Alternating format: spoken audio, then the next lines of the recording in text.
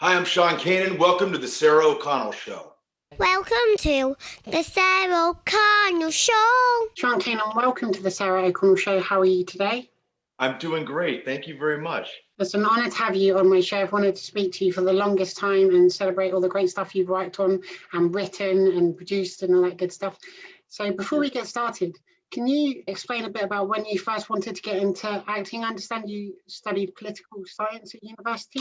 Yeah, my degree is in political science from UCLA. I think I wanted to get into acting from a fairly young age. I came from a small town. I knew I wanted to do something that was going to not only get me out of the town, but something where I could express myself. Right. And I don't think it really crystallized into being an actor as kind of the as the path that I wanted to take until I was probably about 15, 16 years old. I was away at boarding school, and I pretty much made the decision that I was going to seriously pursue acting. I didn't study it in college because it really is such a long shot profession that I figured, okay, look, if it doesn't work out, at least I can have a political science degree, so I can go to law school or do something like that. And in retrospect, sometimes I wish I had gotten like a master's of fine arts, but other times the fact that I have a political science degree has helped me in ways that I never really anticipated, and probably in different ways than having an MFA would be. I think I would have had a lot more fun getting an MFA, but listen, we all have our own journey to get to where we're going. You also, from the age of 13, I believe, started studying martial arts. Can you tell me what classes you took and how long you did it for? I took a ladies' self-defense class at the YMCA. No, I'm kidding. I studied Shotokan and Shito-ryu karate early on when I was about 13, 14, 15 years old, and then continued on with American kickboxing. I studied some Brazilian jiu-jitsu, and I'm currently studying Filipino knife and stick fighting. Oh, so wow. yeah, I try. I've had times when I am studying, times when I'm not studying, but it's always been a part of who I am, and it's something that, God willing, I will always be involved in one way or another as long as I'm around. Moving on from that, you famously starred as karate's bad boy Mike Barnes in The Karate Kid Part 3. Can you tell me how you first got involved in that movie? So when I was studying karate, initially in my little town of Newcastle, Pennsylvania, my karate school merged with a much larger karate organization that was headed by a gentleman named Master Fumio Demura. And Master Demura also happened to be Pat Morita's stunt double. And he knew that I wanted to become an actor. And years later, he said to me, listen, they're going to do this open call for the new bad guy for the Karate Kid 3. I think you should go and try out for the role. And I went to an open call. There were over 1,500 people there, and John Avildsen, who had won the Academy Award for Rocky and directed the first two Karate Kids, basically plucked me out of the line, and I went into the studio, eventually screen tested with Ralph Macchio, and eventually won the role. Amazing. And when you started playing the character, did they give you much of a backstory, or is it only what you can see on the page? Regarding Mike Barnes, Yeah. It's funny. They described in the breakdown when they were looking for the character that he was just a 17-year-old white Mike Tyson who terrorizes Daniel.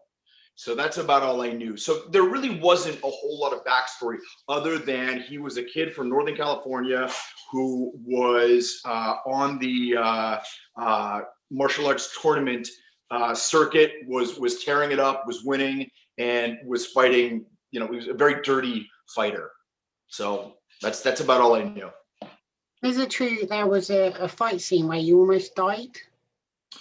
Well, not exactly. I was doing a stunt that actually did not involve martial arts at all. I had to jump and fall on the floor, basically. Yeah, and I wound up suffering internal bleeding, and I did almost die. Christmas Day, 1989, I wound up in the emergency room in Las Vegas, was told that I was going to that I lost a ton of blood. They didn't know if they could save my life, and they did emergency surgery. And I had to literally fight my way back into the film. Had them discharge me from the hospital against medical advice. Had to very quickly rehabilitate myself. But I did wind up not only staying in the film, but doing all of my own martial arts stunts. Incredible. And was that the scene with Mr. Miyagi in the dojo? Yeah, it is. But it's funny. It's not when there's a scene where he throws me through the doors. Yeah. It's that stunt, but it's not him throwing me through the doors. I had to do a shot where I'm standing and then jump on my side, and then they kind of matched it with that shot. So it wasn't even nearly as what's the word I'm looking for? Kinetic and dramatic as that. It was literally me standing on my feet and jumping on my side and hitting the ground. But the cumulative effect of doing it over and over and over again, just a freak accident. I perforated a part of my intestine, and I had was experiencing a lot of pain in my left thigh, which I attributed to all the martial arts I was doing. In reality, it was the blood dripping down on my femoral artery, and I was taking lots and lots of aspirin to alleviate what I thought was the muscular pain. But in reality, what I was doing was exacerbating the bleeding, because blood aspirin's a blood thinner. Yeah. Oh yeah. Wow. So it was lucky that you caught that and went to a hospital and they could fix it. Yeah, because here's the thing: I had driven to Las Vegas with a friend through the desert, and had it not happened when it happened, and had that happened, while we were driving back to Los Angeles through the desert, I don't know that I would have made it. Lucky that there was I think it's like a level 1 trauma hospital in Las Vegas, and I was lucky to go to a very good hospital. But I don't know if I was driving through Las Vegas, driving through the desert where there's much smaller towns, no cities, that obviously would not have had, as elaborate hospital facilities, and probably not had, that many surgeons on call, or would have had to get one from a more far away place.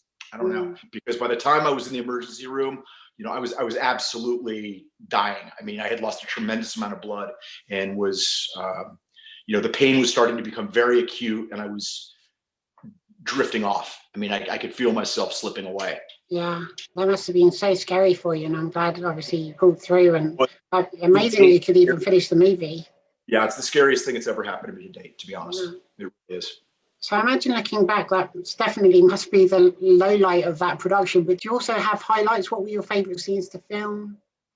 Well, I'll tell you, first of all, one of the highlights was the entire auditioning process, because it was, it was so obvious how many people I was competing against. You know what I mean? And in the course of one day, to have John Avildsen pick me out of the line and to go and audition with Ralph Macchio, who, I had only seen in the first 2 films in the theater, and now suddenly I'm doing a scene with them, and you know what I mean? It was very much bigger than life. Yeah.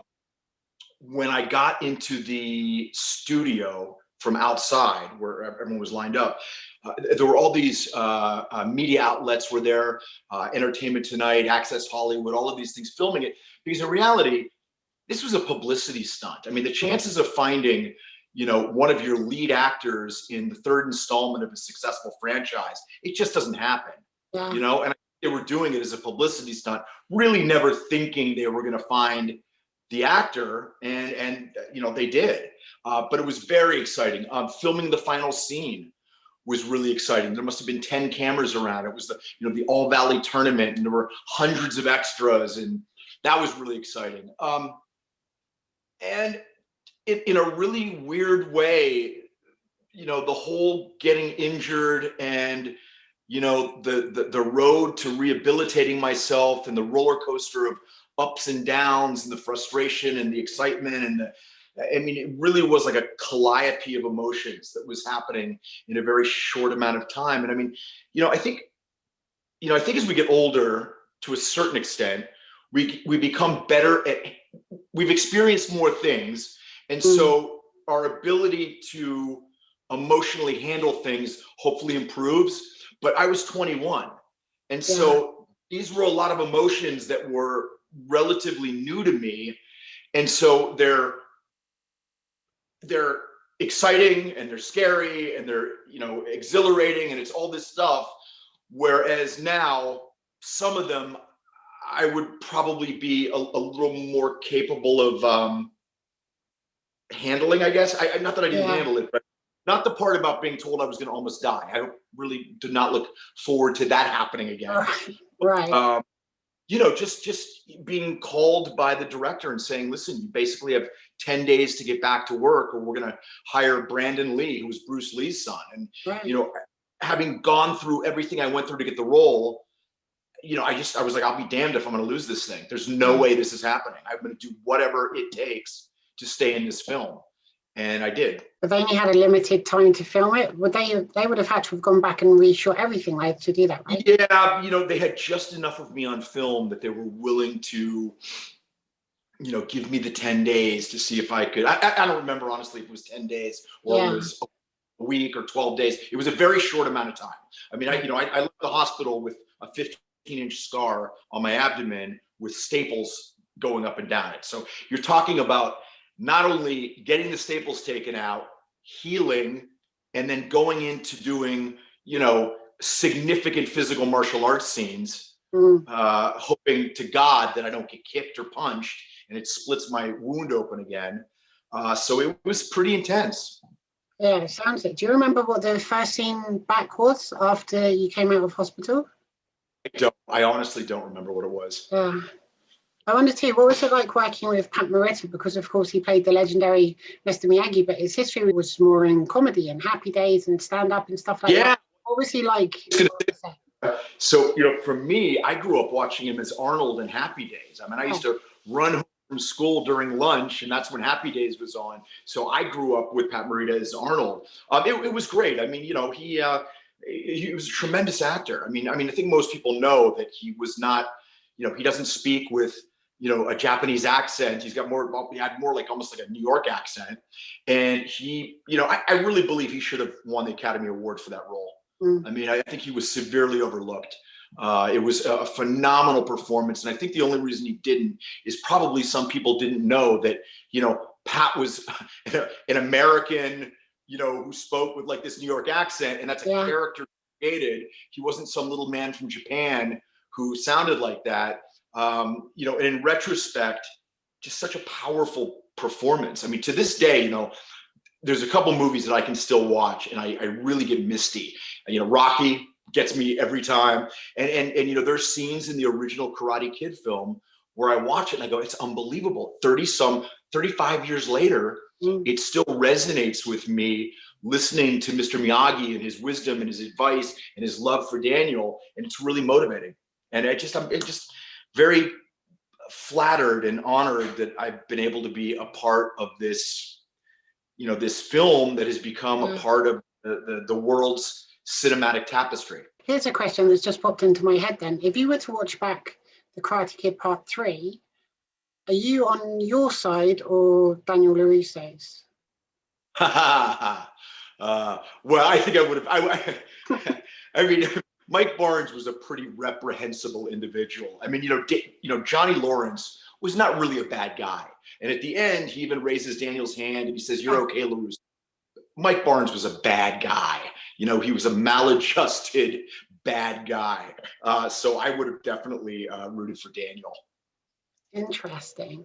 Yeah. Which leads me on to now, of course, Cobra Kai is out and there's been 3 seasons. What did you think of it when it was first announced? And are you up to date? Have you watched every episode so far? I have. I love the show. I think it's terrific. I think it's terrific. I was very fortunate that they had a nice little cameo clip of me from the movie was in season 3. Yeah. And, listen, I get asked literally 100 times a week whether or not I'm going to be in season 4. And I can't say. I can't say, but, I just don't think we've seen the last of Mike Barnes. And I'm a fan of the show. I think it's great.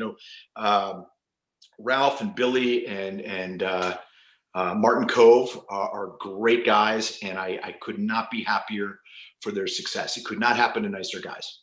Completely agree. And I always loved the original movie since the 1980s, and I didn't even know if anyone else did. And then all of a sudden, everyone loves it again, which is amazing. Right, right.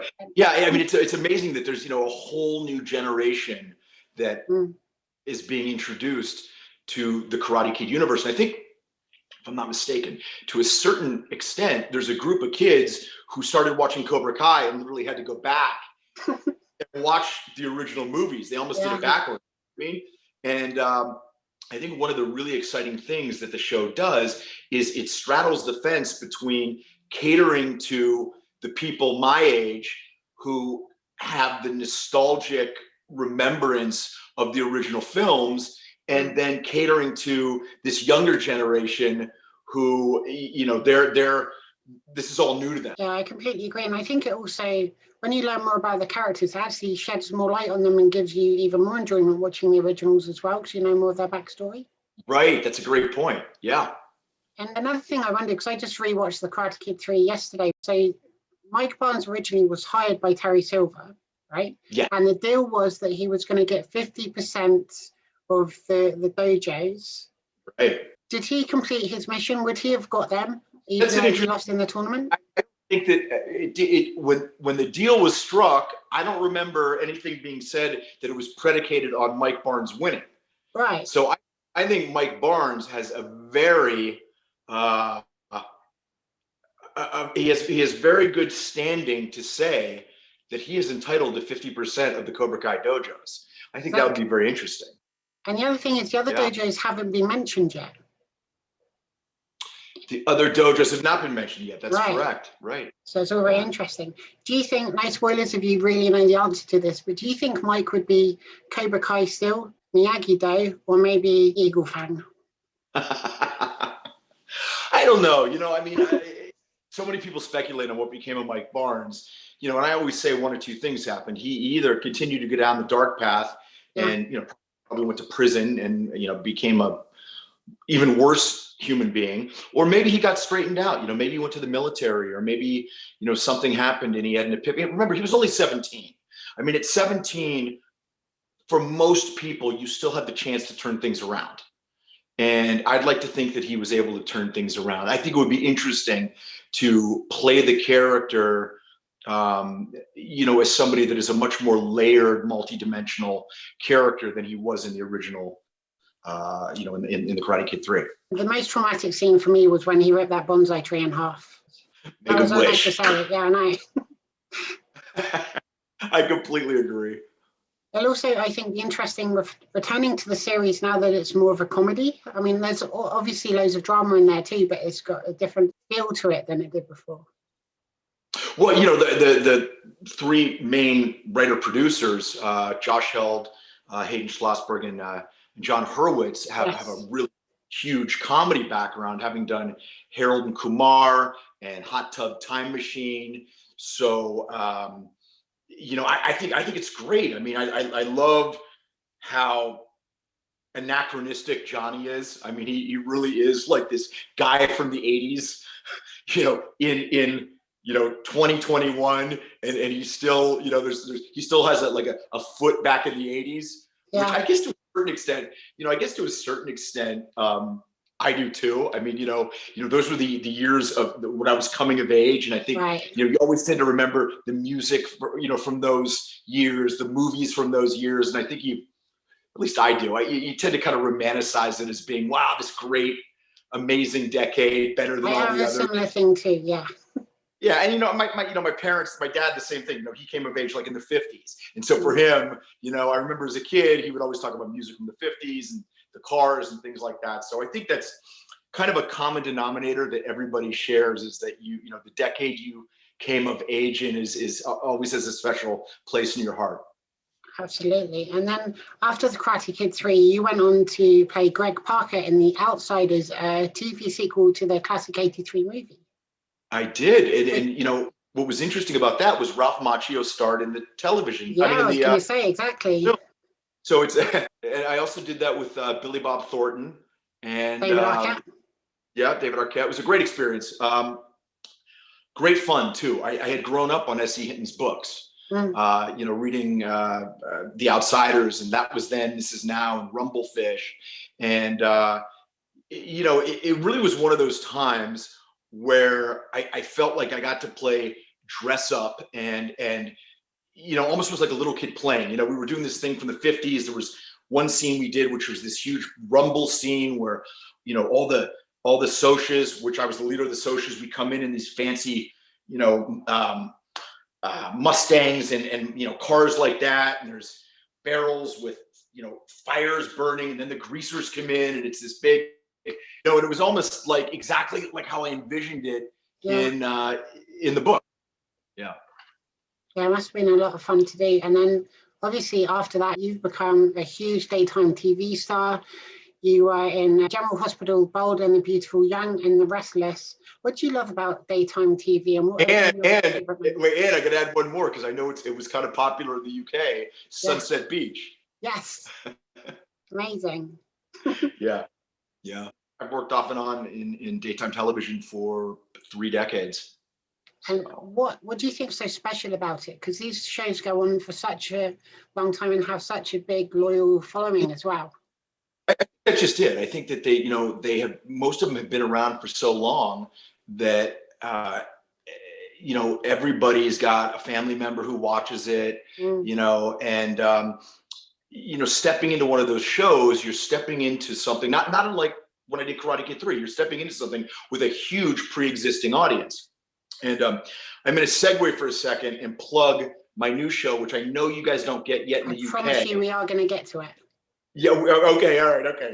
Because it is me playing a character on daytime, but I'll wait. Slight diversion now, though, because in 2006 you were in the 3rd season of Italian Dancing with the Stars. I was Bailando You were con very le good at it. I don't know if I would say I was very good at it, Sarah. I would say I've seen clips. You looked pretty. I was impressed. For a guy with kind of 2 left feet, I think I faked it okay.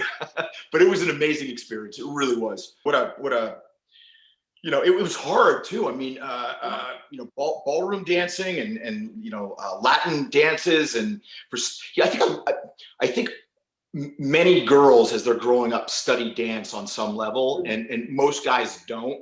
So I had no point of reference for it. It was like completely new to me, and I was doing it in Italian.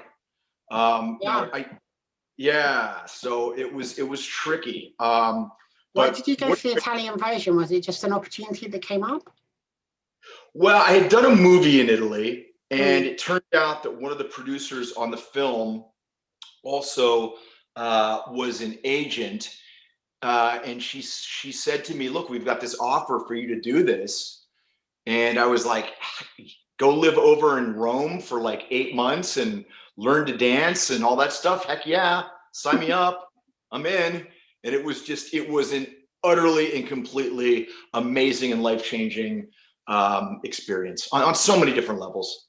I really consider Italy to be a second home. My wife and I were married there. We had our honeymoon there. I've probably been there 20 times. I can't even count how many times that, and I go and stay for a long time.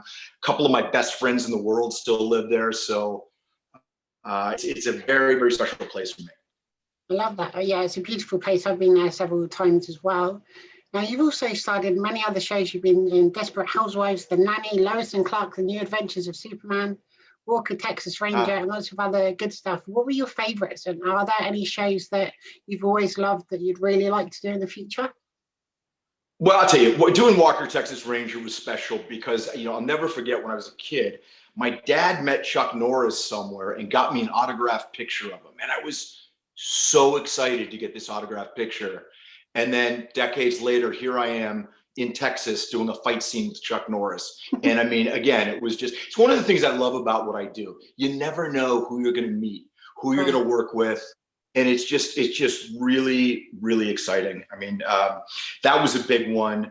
I try and find something special about everything that I do. Most jobs that I've had in entertainment, there's usually like one thing that's a really positive, special thing that I can put my finger on, and I think it's really nice. I say great. And last night I watched the movie Beyond the Law, starring Steven Seagal, and you begin it by telling a joke about soup. Yeah, I don't know that I can repeat the joke on your show. No, that's the only bit but, I could reference politely. Yeah, it's funny. I didn't really have any lines in the movie. I was just around, and then we had a scene, and the director's a friend of mine, and I said, "Hey, listen, can I tell this joke?" And he said, "Yeah." And so, in the midst of this kind of action thriller movie that's really serious, I tell what I think is a pretty damn funny joke, and that for me was a great moment. There was a kind of Tarantino-esque scene in the middle of all this action that was going on. Right. You've also authored the book, The Modern Gentleman, Cooking and Entertaining with Sean Kanan. Can you tell us about that? That was my first book. It's a hybrid book. It's a cookbook, but it's also a book to help guys be better guys and to help women understand how guys think. There's a lot of chapters in it where I talk about things that I think have helped me grow as a gentleman. And for instance, the modern gentleman learns a language, and I talk about how studying foreign languages for me has been such an important part of my life. The modern gentleman defends himself, and I talk about how studying martial arts has been very important to me. And then I actually had another book after that called Success Factor X. Yes, I'm reading it at the moment. I love it. Yeah, thank you. My new book, which I am really excited about, it's called Way of the Cobra. And it is an inspirational, success-based self-help book about unleashing your inner badass. And if anybody wants to read the introduction to the book, you can go to wayofthecobra.com and you can read it, and you'll get a pretty good idea what the book's about. And I'm very excited about it. I've been reading Success Factor X, and you've collaborated with so many amazing people in there. Martin Kove's in there, and just people from all different industries. And did you notice commonalities about what made them successful? Yeah, that's a really interesting point. So my acting teacher, whose name, it was the late Roy London, used to have a saying. He'd say, "I have more in common with a successful plumber than I do with an unsuccessful acting teacher." Right. And the point is, the very same things that it takes to be successful as a plumber or a baseball player or an acting teacher or anything. There's certain things that one must do to become successful in any profession. Look, one of the most basic ones is to act with integrity, to respect other people, to respect yourself, to be on time, work hard. These are all just simple, obvious things, right? But there are common denominators. When you read Success Factor X, you start seeing that there are certain things that all of these people tend to talk about, and you're like, huh, maybe there's something there. Yeah, it was really interesting to interact with such a diverse group of people, from Anthony Robbins is in the book, and Mark Cuban, to Daryl McDaniels, who's the founding member of Run DMC, to Martin Kove from Cobra Kai, and just lots and lots of people. And it was a really incredible experience putting that book together. And yeah, I really highly recommend people seek it out. As I say, I've been reading it this week, and I'm loving it. So on Amazon. Yeah, that's where I got it from. And now we've waited long enough. I have to talk to you about Studio City. You set me an almost impossible task to watch it. It's not available in the UK. I have managed to. It took me a week, but I've seen all 6 episodes. Well, there's now there's 11. We just finished 5 new ones that are on Amazon, which, let me tell you, production during a pandemic is no easy feat. Yeah. We managed to finish another 5 episodes that are up there. You're right. We're not currently shown anywhere outside the United States, but we are working to change that. And hopefully by the time we have season 2 out, it will be available worldwide. And can you tell us where the idea came from, and for the uninitiated, what it's about too? Obviously, we spoke before about your history in daytime TV. Sure. So Studio City is an Emmy Award-winning digital drama that I created. It's something that I have wanted to accomplish for many, many, many years, and eventually got the opportunity. It follows the life of Sam Stevens, which I play, who also plays Dr. Pierce Hartley on the #2 soap opera in the world, Hearts on Fire. And, he's a guy that, you initially think kind of has the world by the tail, he's a guy on a soap opera, famous, making money, blah, blah, blah. But you realize that's not really the case. As the layers of the onion are peeled back, you realize that he's no longer the younger leading man on the show. He's kind of now segued into being the older veteran on the show, and he's got younger guys nipping at his heels. And, he always seems like he's one step away from them terminating his contract.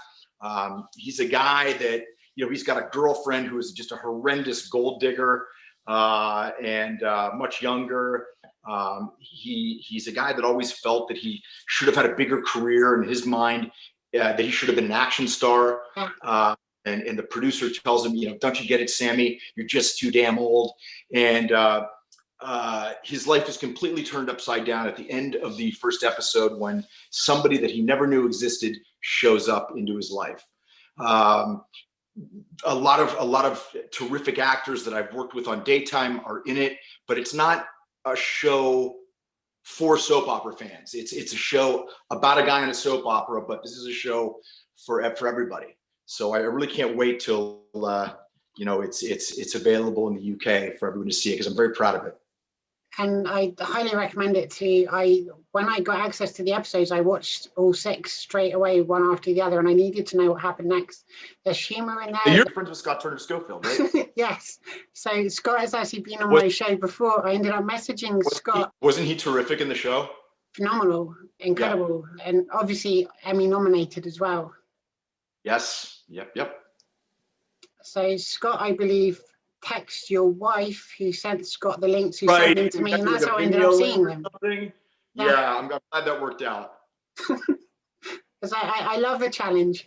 You started by saying this show's not available in your country. Try and find a way to watch it. So sorry. Yeah. Thankfully, I'm friends with the cast, so it was a bit easier. But Scott Turner Schofield is in an incredible. Scott's in the entire series, but there's one episode in particular which is Emmy nominated, and it's really powerful too. And Scott also featured in your book, which I loved. You dedicated an entire episode to this trans support scene. So they're all sat around sharing stories, and you get to know them a little bit as well. So you're obviously a passionate trans ally. Have you got any messages for the community and why it's important to be an ally? I just believe in affording everybody basic human dignity and giving people the right and the platform to be who it is that they want to be in a safe and encouraging environment. I am very proud of the show that we tackle some very pertinent social issues. We have that great LGBTQ storyline. We deal with Me Too. We deal with ageism. We deal with characters that have sickness, and we try and deal with a lot of stuff that resonates with people, and we try and do it in a way that we're not beating you over the head. I mean, nobody wants to be preached to, and so I think we do it in a way that's entertaining. I like to say that the show will make you laugh, it'll make you cry, and hopefully walk away thinking about a few things. But I'm just really honored to have someone of Scott Turner Schofield's character and ability be a part of our cast.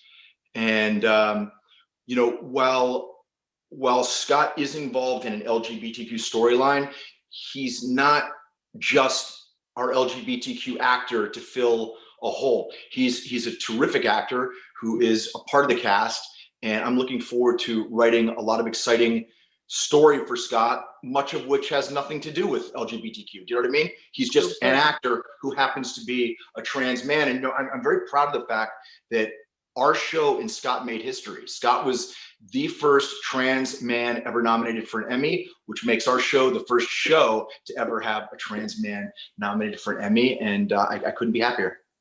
And the scene is incredible, and so the entire cast. I loved the scenes with you and Delilah and your sister and mum were so powerful and moving as well. I don't know if you know this, but the actress who plays Delilah, Juliet Vega, that's Michelle's daughter. It's my stepdaughter.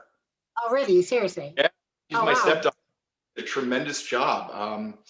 she won the role. I mean, I told her, I said, listen, this is, you're not going to get the nepotism card here. I said, you want to do this, you had better be able to do it. And I'll tell you, I think she's terrific. Yeah, she really is, and I'm very much looking forward to seeing the rest of the show. So you're probably going to get another text message from Scott. Oh yeah, cool. I mean, Yeah, for sure. We'll get them to you. Okay. Oh, that'd be amazing. Thank you. Matter of fact, as soon as I hang up, I'm going to talk to Michelle and we'll get those to you. I think you'll really like them. Well, yeah. I mean, I'll just watch them straight away afterwards. I needed to see more. I'm like, do I move to America? What do I do about this? So how far in advance have you been writing the show? Does the 5 additional episodes count as season 1, or are we on season 2 now?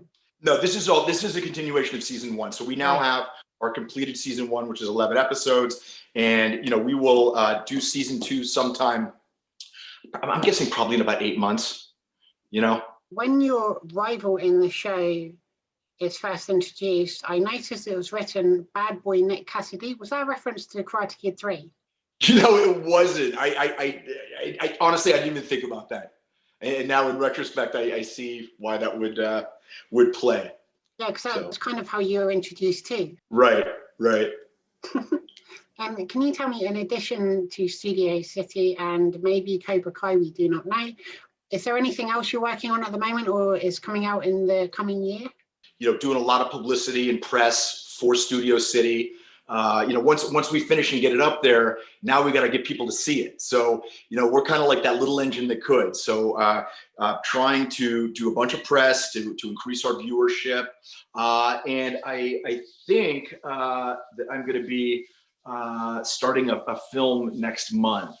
I got the offer to do a very exciting film, which I will announce through social. I don't like to announce it until all the T's are crossed and I's are dotted. But it's a very cool film with a very very big star. So I'm very flattered. Well, that's you. Yeah, I'm excited. I can't wait to learn more about it. And you're going to have to come back on my show to tell me more about it. This is probably a really stupid question, but this interview isn't live? Obviously, we're taping this. I don't think it is. I'm not even recording it. It's just a chat. Yeah, so I'll release it in the future. You're going to release it in the future? Okay, because it's just I got an offer today to come to the UK to do like a big autograph signing thing, and I haven't been to London other than flying through Heathrow. I haven't been to London since, God, it's been decades. I hosted the Miss World pageant at the Royal Albert Hall. Oh, But the thing was that I spent all my days rehearsing, and I was so tired at the end, I barely got to do anything and see any part of London. And I would love to come back to the UK. There's so many fans of Cobra Kai and Karate Kid in London that I've got people constantly reaching out to me, and I talk to them on Instagram and everything like that. And I've really formed some very nice relationships and friendships with these people in the UK that, although I haven't met them, I chat with them once a week, and it would be wonderful to come to the UK. So I'm excited that this interview will be coming out, because I want to show it to the promoter of this event and make sure that I'm going to be coming there listen, God willing, if the world opens up again, that I'll be coming there in November. But I think it will be. I mean, I think that with the vaccine and everything, hopefully we're going to be sort of on the road to recovery shortly. Yeah, I think so. I hope so too. And obviously, if you come over, I'd love to meet up with you. We can go out for lunch. That would be wonderful. I love that. No, are you in London, or where are you? I'm near London. Yeah. Okay, cool. Well, we'll do that. Looking forward to it, and then I'll tell you what I think of those other 5 episodes, and hopefully more as well. Well, hopefully I hear from you before that. Oh yeah, definitely. I think, well, everything you announced, I'd love to talk to you about. So we'll definitely get you back on the show again. Don't know why I said we. I'm the only person that works on it, but anyway. Listen, this was a real pleasure talking to you, Sarah, and you know how to get a hold of me. You can reach me anytime, and I just want to say to your audience that it is it's such an honor to have people in the UK be familiar with my work. I have found them all to be extremely kind and welcoming and fun people, and I couldn't be happier, and I look forward to the time that I'm over in the UK and can say hi to everybody in person. Thanks. And one question I must ask you, though, that I ask every guest on my show, can you tell me a fun fact about you? It can be a hobby, a party trick, something we may not know. A fun fact. I study Mandarin. I take private Mandarin lessons twice a week. Oh, wow. So I'm doing that. And I love to cook. And I'm a huge dog lover. But not small dogs, you only like huge ones. No, I have we have a mini pug who is the second love of my life next to my wife. I mean, she's our little baby. So I never thought I'd be a little dog guy. And yeah, she's like literally goes everywhere with us. So yeah, I've had big dogs, but she's my little baby. She even has her own Instagram. It's I think it's Charlie Kanan on Instagram, and she probably has more followers than I do. About to get one more as well. Right, excellent. Yeah, I've got 2 Yorkshire Terriers. They're pretty small as well. I have to set them up. They can all follow each other and whatever it is they do. Well, listen, if we come to London, she's coming with us, so you might get a chance to meet her. Yeah, I'll end up dog sitting or something. And finally, if you've got any messages for people watching the Sarah O'Connell Show and your fans around the world? Just, that I'm so flattered that after 30 some years, people are still interested in the whole Karate Kid universe. It's wonderful to, to still have a sense of relevance from something that I did so long ago. And I would really encourage everybody to please go to wayofthecobra.com. Check out my book. This is a book I'm really proud of. I know for a fact it's a book that is able to be transformative in people's lives. And I also talk a lot about my own biographical information as I relate to it. So it's a great way to learn a little more about me and to learn a lot more about yourself. I love that. I love the title of the book and I look forward to reading it. Sean Kanan, thanks so much for coming on my show today. It's been a pleasure talking to you. Sarah, absolute pleasure. And I look forward to doing it again. Okay. Take care of yourself. And thanks for everybody watching at home. Be sure to share, subscribe, give this video a big thumbs up and leave lots of lovely comments. I'll see you all again soon for another episode of the Sarah O'Connell Show. Bye.